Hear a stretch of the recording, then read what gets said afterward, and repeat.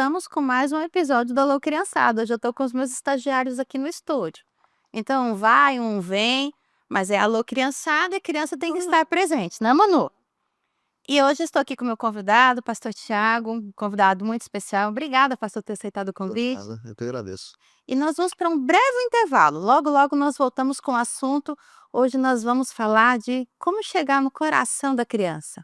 Quem está chegando no coração do seu filho? Mas nós vamos para o intervalo rápido. Voltamos logo, logo.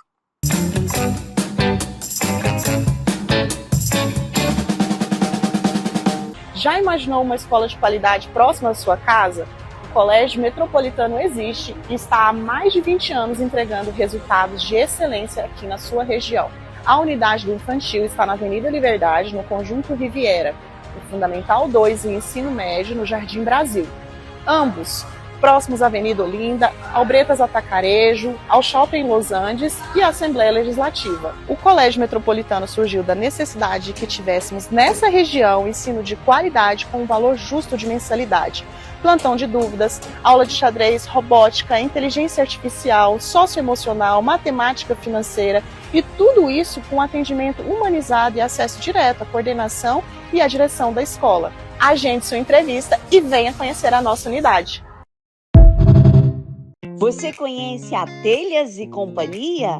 Somos uma loja especializada em telhas e principalmente fabricantes das telhas térmicas mais procuradas do mercado. Produzimos com matéria-prima de alta qualidade, garantindo telhas resistentes, com ótimo acabamento e alto desempenho térmico. Telhas e Companhia. A sua cobertura começa aqui.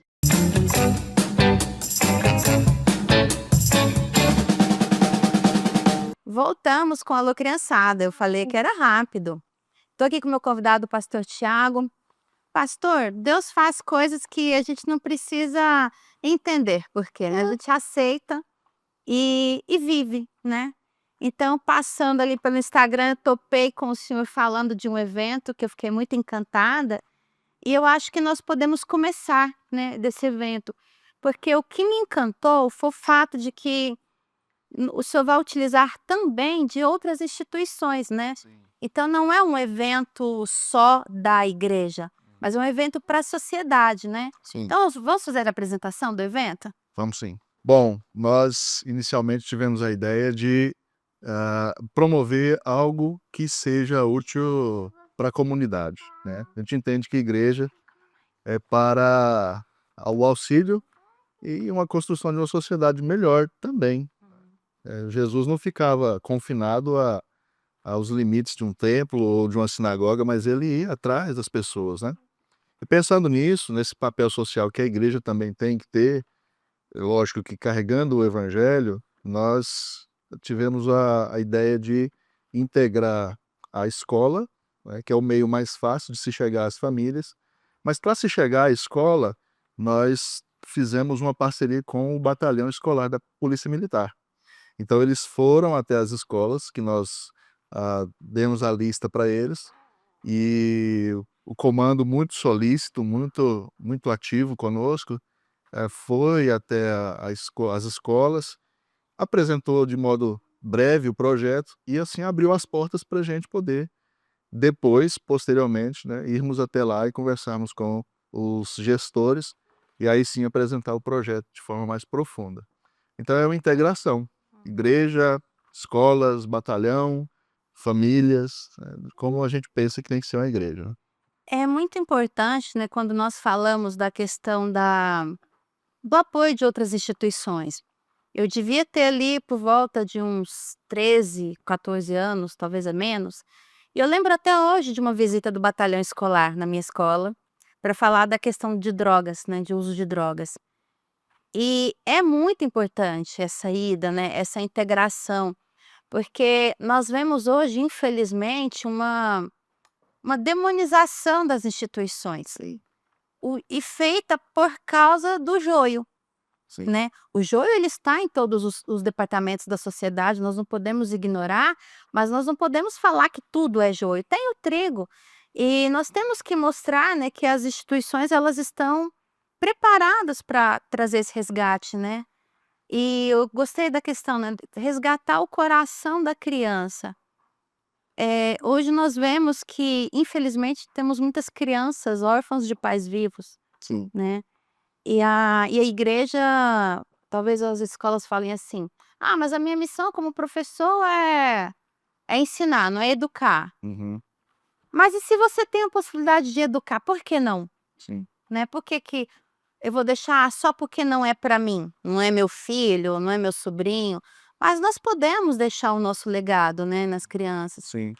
E como que a igreja hoje tem atuado nesse ponto dessa educação mesmo? Uhum. Em primeiro lugar, a gente precisa ter uma estrutura interna que dê suporte a um ensino, primeiro das escrituras, que seja profundo, né? Para todas as faixas etárias. Primeiro a gente precisa organizar a casa. Então é o que a gente tenta fazer. Nós estamos nesse local, nesse endereço há quase 2 anos, e nesses 1 ano e 6 meses, alguma coisa, o nosso foco foi de fato organizar a casa, né, dar um foco nas lideranças, na metodologia de ensino, nos materiais, nos treinamentos para os professores, né. A partir do momento que a gente entende que tá tudo certo, internamente a gente está indo bem, agora a nossa missão é ir para fora. Então solidifica-se primeiro o ensino interno, né, com a mensagem que seja profundamente bíblica, né, que fale sobre Cristo, de como isso transforma a vida do indivíduo e, consequentemente, da sociedade.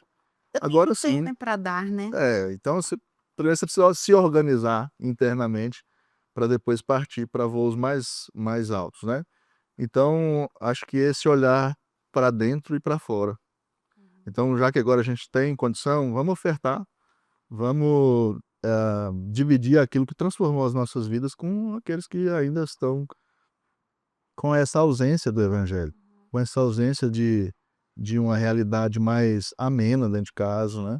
Então isso acho que é a nossa prioridade. Eu estava vendo, né, os módulos, né, então são 18 encontros, né, 18 encontros. 18 encontros e vai acontecer às sextas-feiras, Isso. vai iniciar na sexta-feira, dia 10 de outubro, né. E em qual lugar que vai ser ministrado?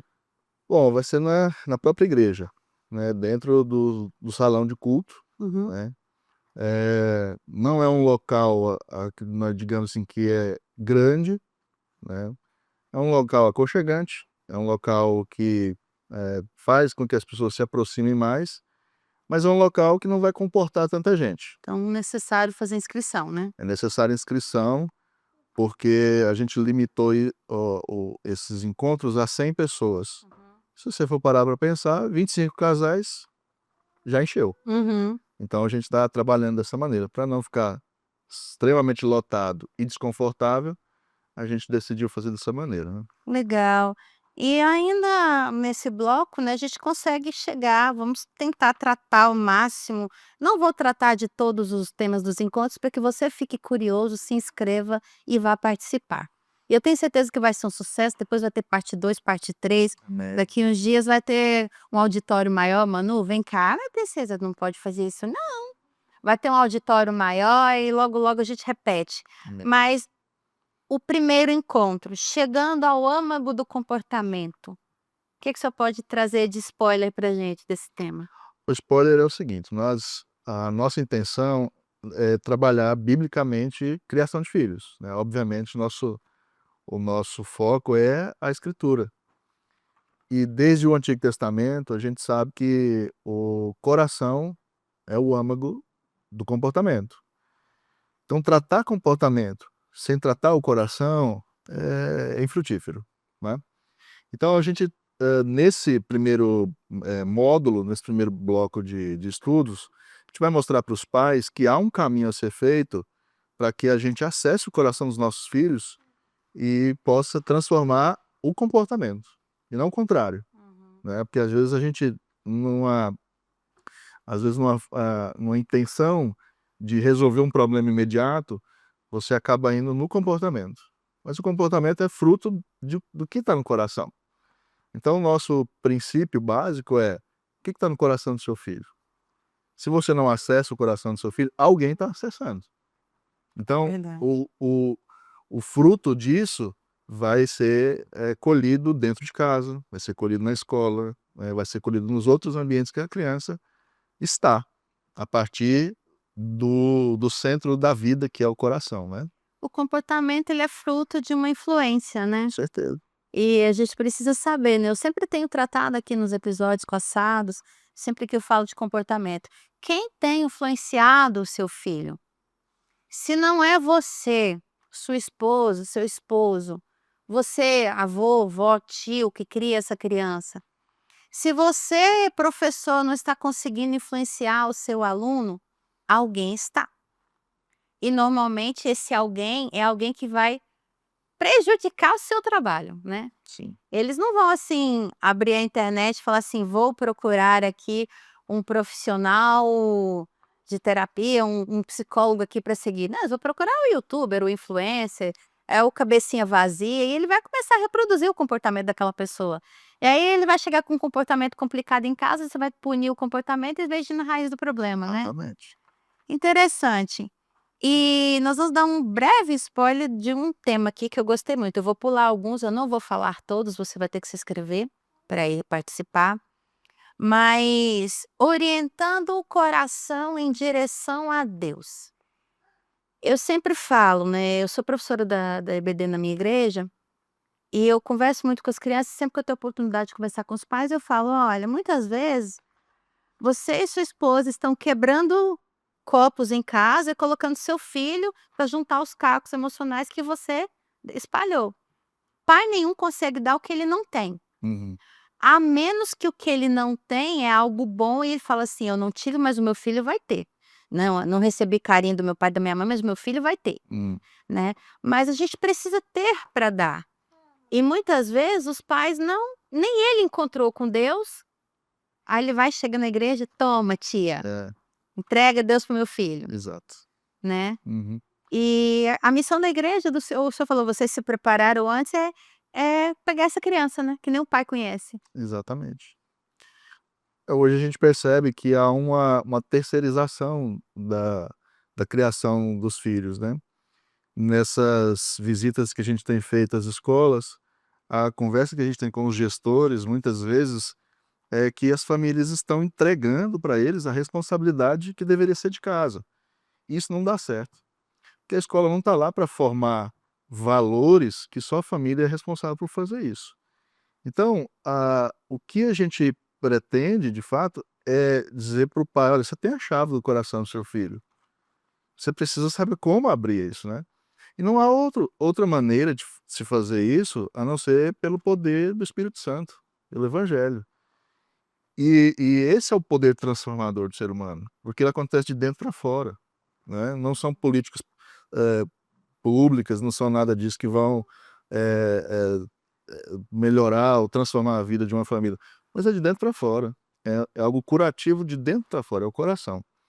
E a partir do momento em que os pais retomam esse papel de abrir o coração e de fechar, inclusive, né?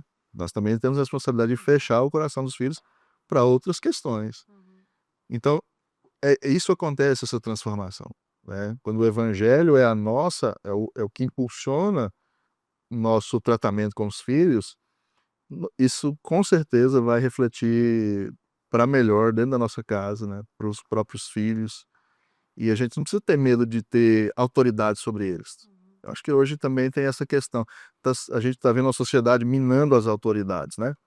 Não só autoridade política, mas autoridade paterna e materna. Então, essa é a intenção desse bloco também. Que bom. Nós vamos para um breve intervalo, nós vamos rapidinho, só para beber água e voltar. E nós voltamos com o assunto que está muito bom. Não vai embora, alô criançada, vai e volta logo logo.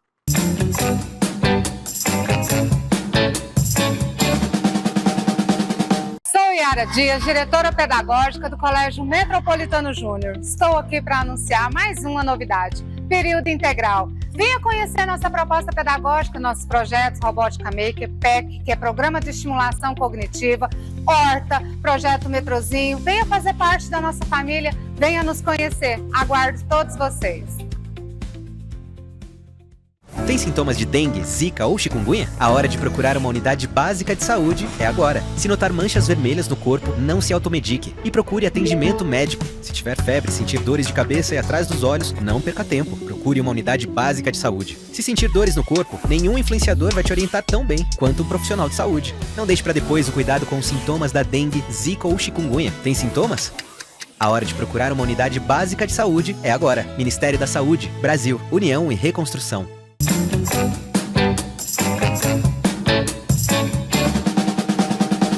Voltamos, eu falei que era rápido, minha estagiária está aqui, ela tem uma ficha também. Pastor, a gente estava falando questão da autoridade. Vamos falar um pouquinho do item 4, né, do quarto encontro, os pais no controle. Tá todo mundo descontrolado hoje, né? Importante. Então vamos falar, dá outro spoiler pra gente sobre esse módulo. O que a gente tem vivido, Liana, é o seguinte, né? Os pais não conseguem um eixo de equilíbrio, muitas vezes, dentro de casa. Ou são pais totalmente liberais, né? Não veem problema algum no comportamento dos filhos, muitos comportamentos muito ruins, mas não intervêm em nada, né? São pais que já entregaram os pontos. No outro extremo, a gente tem pais que são autoritários, né? Que refletem uma liderança dentro de casa que beira o abuso, Pautada na agressividade. agressividade, né? São os pais John Wayne, né? A moda antiga, eu fui criado assim e Deu certo, não morri? não morri, tô aqui, né? Mas esse não é o padrão bíblico de comportamento e de liderança paterna, né? Quando você olha, por exemplo, como Jesus liderou, Jesus era o servo que reinava, mas era o rei que servia. Então, o que a gente precisa hoje são de pais que entendem essa missão de servir os filhos, mas sem perder o controle, perder a autoridade, mas também não ser autoritário ao ponto de não servir os filhos, né? Então, o princípio é, pai, a autoridade é sua. O Senhor colocou essa autoridade sobre você. Não tenha medo de exercer essa autoridade, dentro de limites, né? Limites para um extremo e limite para o outro extremo. Então, a gente vai mostrar para os pais, biblicamente, que vocês precisam retomar as rédeas, o controle dos filhos. Deus colocou essa responsabilidade sobre vocês. Salmo 127, inclusive, vai tratar os filhos como uma herança, né? Gerir uma herança não é fácil. Ainda mais uma herança tão cara como são os nossos filhos. E nesse processo, os pais estão perdendo a mão, ou para um extremo ou para o outro. E há uma questão também de que os pais eles estão vivendo um egocentrismo também de querer viver sonhos e viver uma vida ao qual eles não tiveram na adolescência e juventude talvez. E para isso eles estão vendo os filhos como algo que atrapalha. E aí terceiriza. Terceiriza para a escola, terceiriza para a igreja, terceiriza para os avós. Quando, na verdade, há um clamor bíblico e há um clamor dos filhos. Tomem conta da gente, né? A criança, ela clama por autoridade, que não é autoritarismo. Então, há de se fazer essa diferença, né? Aí sim a gente começa a colher frutos. A gente saiu de um extremo para o outro, né? A geração que a minha mãe foi educada, e um pouco da minha, eu nasci nos anos 80, que ainda foi educado com muita agressividade. Sim. Vimos que o caminho não era aquele, embora apesar da agressividade nós tenhamos o famoso apanhei, mas não morri. Só que a gente vê que os filhos dessa geração, da minha, que é quando os pais começaram a questionar o modelo autoritário, foram para o outro extremo, em Isso. vez de ficar no meio do caminho. Isso. Aí foi para o outro extremo da liberdade exacerbada. Aí é o famoso assim, não posso traumatizar o meu filho. Gente, traumas salvam muitas vidas. Tem trauma que salva a vida, porque o menino tá ali pra colocar o dedo na tomada, você: "Menino, tira a mão". Ele tira a mão na hora. Você vai falar assim: "Meu filho, você não pode mexer com eletricidade que você vai", já morreu. É. Então, assim, a gente precisa do meio termo, né. A gente precisa temperar a educação.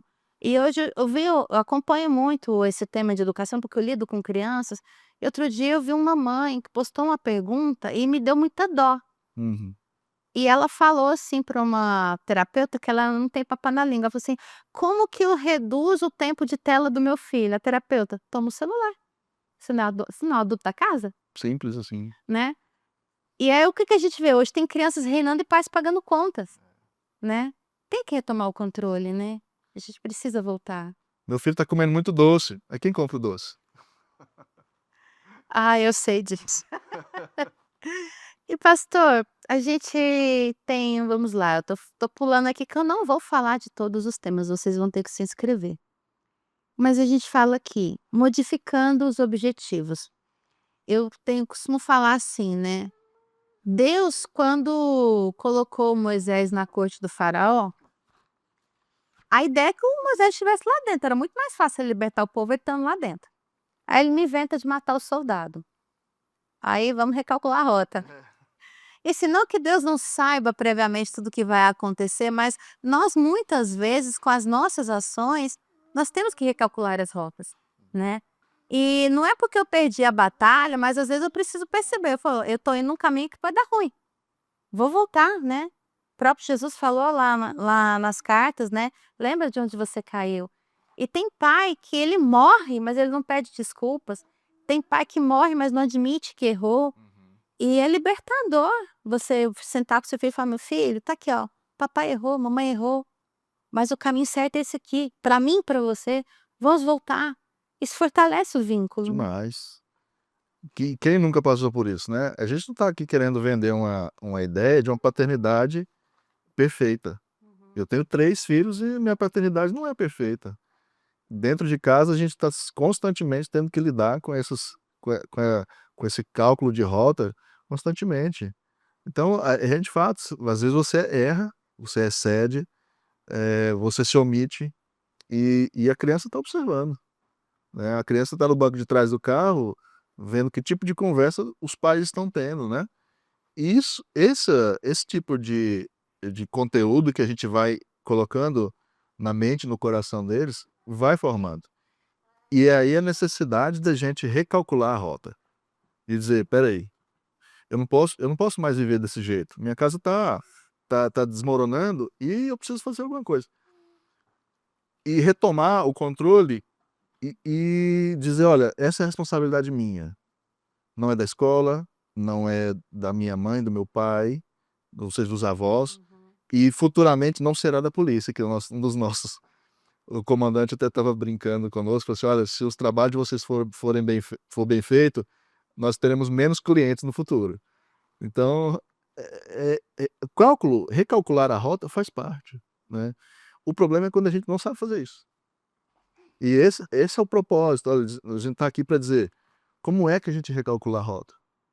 Em que ponto a gente pode dizer para os pais: "Olha, se você for por esse caminho, vai dar certo", né, não perca a esperança, porque a gente está lidando com uma força que é eterna, né, a força do evangelho é eterna, é dada por aquele que nos criou, nos formou, ou seja, nós temos um manual de instrução, né.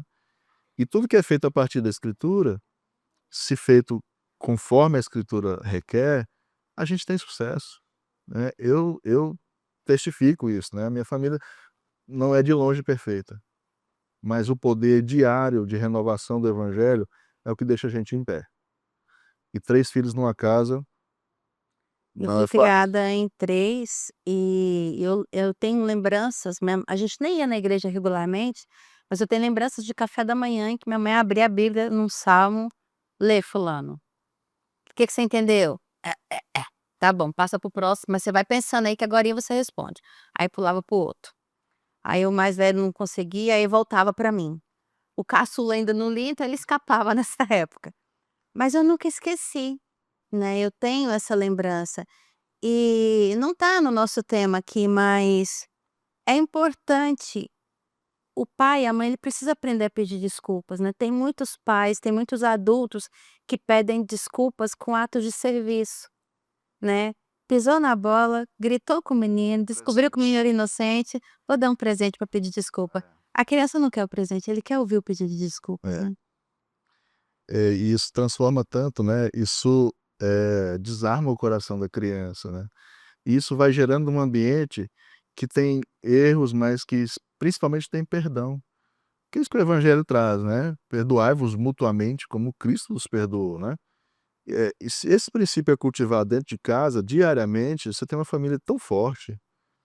E isso só acontece se a gente tiver um compromisso diário de expressar o amor de Deus nos momentos em que a família está junta.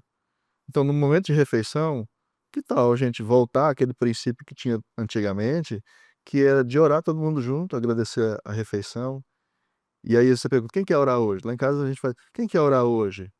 Às vezes todo mundo quer orar, mas tem dia que ninguém quer orar, e tá tudo bem.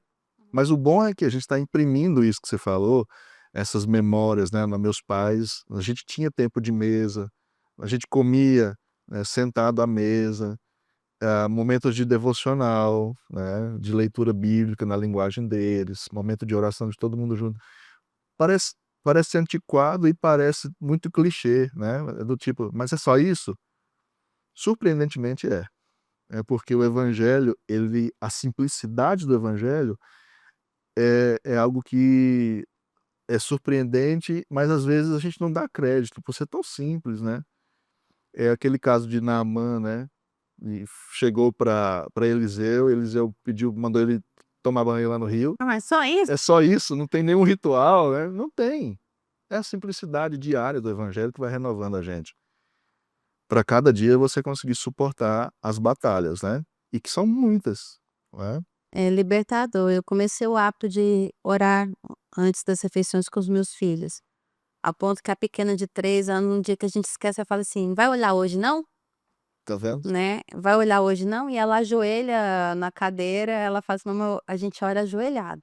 Não sai uma palavra da boca dela, mas ela tá lá ajoelhadinha na cadeira, orando, e o meu filho tem dia que fala: "Hoje eu que vou orar". Nós temos o hábito de sempre orar antes de dormir, ouvir uma história. Eu conto uma história bíblica para eles e eu canto para eles dormirem. Aí tem dia que enrola na hora de dormir, eu falo: "Meu filho, hoje não dá tempo da história". "Mamãe, uma rapidinha", mas não fica assim não. E é maravilhoso. Boa. Nós vamos para mais um breve intervalo, nós vamos voltar aqui, ainda temos muitos assuntos para tratar, o bate-papo tá muito bom. Não vai embora não, fica aí, o Alô Criançada vai e volta rapidinho.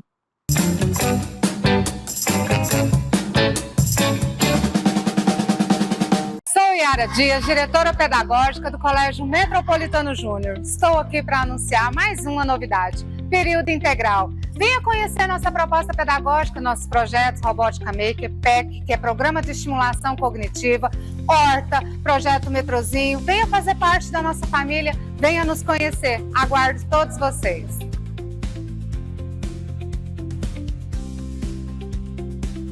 Em 6 anos, a saúde em Goiás avançou para o futuro. Mais de 25 bilhões foram investidos para levar a saúde mais perto de você, com a regionalização do atendimento. Foram entregues 8 novos hospitais e 6 policlínicas. Com isso, os leitos de UTI, atendimentos de hemodiálise e exames de média e alta complexidade, que eram feitos apenas na região de Goiânia, agora chegam em todo o estado. Houve a diminuição de 66% na fila das cirurgias eletivas. O governo investe em modernidade e inovação, com um sistema de regulação em tempo real, uma solução digital que agiliza o atendimento ao cidadão. E vem aí o Cora, o maior hospital público de combate ao câncer. Ainda há muito a ser feito, mas a saúde em Goiás avança e o trabalho não vai parar. Governo de Goiás, o estado que dá certo e é o número 1 do Brasil.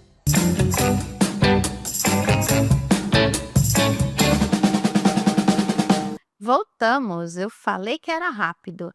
Pastor, vamos falar deles? Aqueles que tampam o rosto na hora de tirar foto, que só usa roupa preta, os adolescentes. Boa. Como que a igreja está cuidando dessa turma? Então, é o mesmo processo, né, que a gente falou no começo, que é da organização interna. Desde o início, a gente se preocupou em ter gente ali capacitada para o ensino de todas as faixas etárias, inclusive dos adolescentes.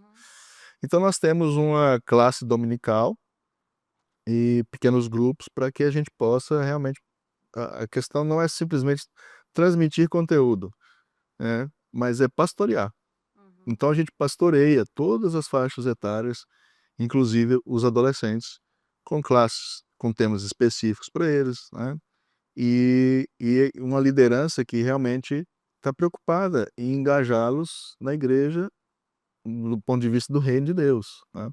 Então como é que você se vê dentro do reino de Deus? A gente quer te ajudar a se inserir no reino de Deus a partir desta igreja, né. Então a igreja se preocupa de fato nisso, de mostrar, de novo, mostrar Cristo para esses adolescentes e transformar a vida deles, né. É nesse sentido.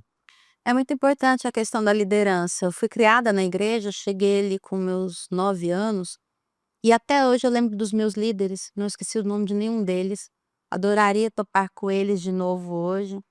Lembro do Humberto, da Vânia, a Denner, lembro da Carla, lembro da minha líder de quando eu era criança, a Cida, a Karen, lembro de todos, foram muito importantes, pessoas muito capacitadas para cuidar de nós, tinham sempre a linguagem adequada e, assim, pela própria pouca instrução da minha mãe, meu pai também, eu não tive esse ambiente bíblico de conteúdo em casa, mas eu tive na igreja.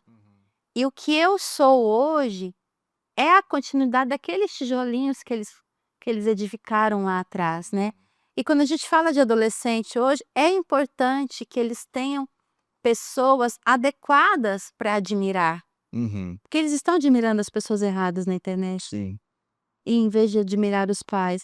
Mas talvez o pai também não tenha sido muito digno, né, de admiração. É, às vezes eu trabalhei diretamente com adolescente, por um período na igreja, e meu foco era específico para eles, né. E nas aulas você consegue perceber as influências, né. E isso a gente fica assustado muitas vezes. Não é possível que esse menino está admirando esse personagem, né, da cultura Como que aqui. pode? Como que pode, né?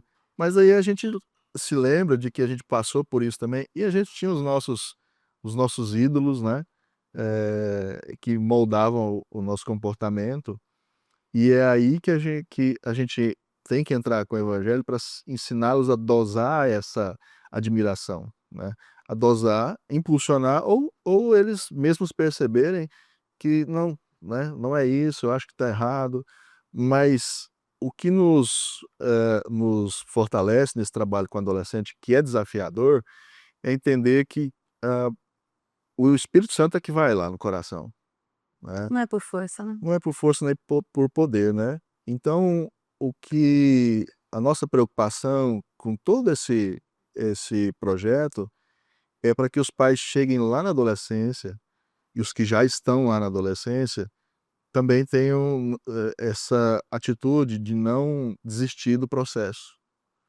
Porque às vezes chega lá na adolescência, os pais ficam morrendo de vontade de pular para a fase seguinte, para não ter que suportar tudo aquilo, né. Então a nossa mensagem é: não desista, não desista do seu filho, e independente da fase que ele está. O evangelho é o poder, né, é o que transforma de fato o coração de alguém que numa fase está muito rebelde. E que cientificamente também dizendo, é uma fase em que a empatia está muito em baixa, né, o a constituição física deles, mental, neurológica, não é algo que demonstra que eles têm muita empatia, inclusive com os pais. O corpo do adolescente não colabora. Não colabora, né, então ao fator teológico e ao fator, fisiológico É também. assim, e acho que a gente não pode o manual dos anos 80 não serviu para os anos 90, dos anos 90 não serviu para os 2000, e 2000 também não serve para hoje.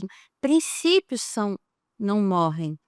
mas a forma como nós aplicamos os princípios podem ir mudando e evoluindo ao longo do tempo, né. Então hoje nós temos a tecnologia, podemos utilizar a tecnologia para aplicar princípios, por que não, né. O que nós não podemos é o que o senhor falou, é desistir no meio do caminho, é assustar e falar: "Já era, perdi a batalha", não, né. Pensa se Deus desistisse de nós, né, Deus está ali, oh meu Deus, está lá pedindo perdão hoje, amanhã ele vai pisar feio, pior do que hoje, mas eu tô aqui, né, e nós temos que estar. Eu gosto muito de outro dia eu estava lendo a história do jovem do filho pródigo, e eu nunca tinha tentado para isso, que quando ele resolve voltar, e ele está voltando, e o pai vê de longe, e o pai corre até ele. E eu nunca tinha parado para pensar, falei: "Gente, por que ele correu? Ele poderia ter continuado lá em pé, esperado o menino terminar de chegar". Mas eu fico pensando, às vezes esse jovem chegou tão cambaleante, que o pai falou assim: "Se ele tivesse força para chegar, ele ia chegar, mas ele não tem a força para os últimos passos, então eu vou até ele". Então, às vezes, o adolescente está sem força para dar os últimos passos, e eu tenho que descer do meu pedestal de pai, eu tenho que correr até ele. E tem pai que não está correndo, né, tá deixando o filho. A gente também tem que lidar com aquele tipo de pai que pensa, pai e mãe que pensa que se a geladeira tá cheia, não há o que reclamar. A gente vem de uma geração assim, né, de pais que, ok, não, talvez não nos faltou nada, a geladeira estava cheia, mas foram pais que, com todas as suas dificuldades, inclusive, não conseguiram externar isso, externar esse amor, né. Então cabe a nós, o não só encher a geladeira, mas encher também o coração dos filhos com o evangelho, né, com esse bom relacionamento que o evangelho produz dentro da nossa casa, né. E quebrar esse ciclo, né, de eu estou acima, tão acima do meu filho que eu não, voltando àquele assunto, eu não peço perdão, né, eu não dou um abraço, eu não tolero os erros, e de realmente começar a sermos pais humanos, né, a nos parecermos mais com os nossos filhos na nossa humanidade, né, porque foi exatamente isso que Jesus fez. Ele veio e se encarnou e sofreu o que a gente sofre até hoje, e a gente precisa também olhar, ter esse olhar, né, para os nossos filhos mais humanos e mais tolerantes com os erros, e aí sim conduzir eles. Não é: "Tá tudo bem, tá perdoado", mas a rotina segue da mesma maneira. Então é perdoar, mas agora vamos, deixa eu te guiar. De fato, recalcular a rota, né. Calcular a Não rota. adianta ficar reconhecer que está no caminho errado e continuar indo para o mesmo lugar que estava, né. E aí a gente cai naquele erro, né, de, eu não estou presente, eu não sou presente, eu não verbalizo o meu amor, mas eu entupo meu filho com presente. E aí vem tela, né, e vem todo tipo de benefício que a gente acha que substitui o afeto, mas não substitui, né. Não, não dá. A criança, os pais de hoje, eles precisam entender, a criança clama por limite. Ela não sabe dizer: "Eu gosto", mas ela gosta do limite, porque ela sente, na verdade, quando eles ficam ali testando a paciência, é para ver se alguém tá ali. Se ele percebe que não tem ninguém ali, ele fala: "Mas pra quê? Vou testar quem?", né. Quem que sobrou para eu testar? É. Não sobrou ninguém. E assim, pastor, eu falei que eu não ia dar spoiler, ó, só olha o tanto de encontro.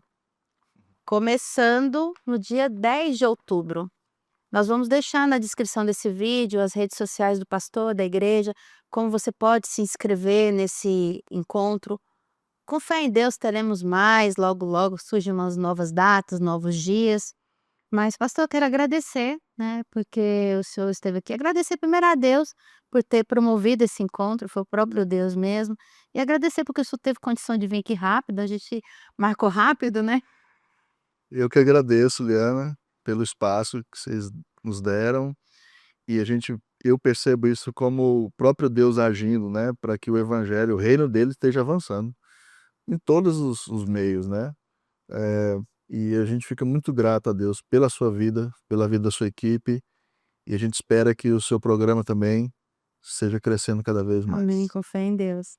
E a nossa parceria continua. Com certeza, não só vai vir aqui mais vezes, tem muito assunto. É um prazer. E eu estava clamando a Deus por um especialista nessa área, e Deus mandou. O senhor vai vir aqui mais vezes, vai virar sócio também. Tá bom. Eu quero agradecer a sua audiência, agradecer porque você tem assistido, tem compartilhado o nosso conteúdo, tem comentado nos vídeos, nas nossas postagens. E eu quero falar com você, pai, aqui nesses minutinhos finais. Às vezes o seu filho está tropeçando, voltando para casa, depois de muito sofrer longe de casa. E se você não correr até ele, ele não vai dar conta de chegar até a porta. Vá até seu filho, abrace ele. Se você está esperando que ele vá te pedir perdão e você está vendo que ele não vai, vá você. Pedir perdão para um filho é libertador. Faz o seu filho lembrar que você é humano de novo, como ele. Faz o seu filho lembrar que você está preocupado com a opinião dele, com a forma como você vê ele, como ele te vê. Peça perdão. Não compre com seu filho com presentes. Ele não quer seu presente. Ele quer você presente. E você é filho, tem um pai durão em casa. Se está com problema com o pai e a mãe, conversa com o pai dele. Conversa com Deus. Deus vai te capacitar a não sair da sua posição de filho, não desrespeitar o seu pai, porque você está buscando direitos. Não perca os seus direitos, o seu direito porque você está correndo atrás de outros. E clame a Deus, Deus vai abrir a porta para que o seu pai olhe para você da forma como você precisa que ele olhe. Então fica com Deus, agradeço a tua presença, a sua audiência e até o nosso próximo encontro. Até mais, tchau.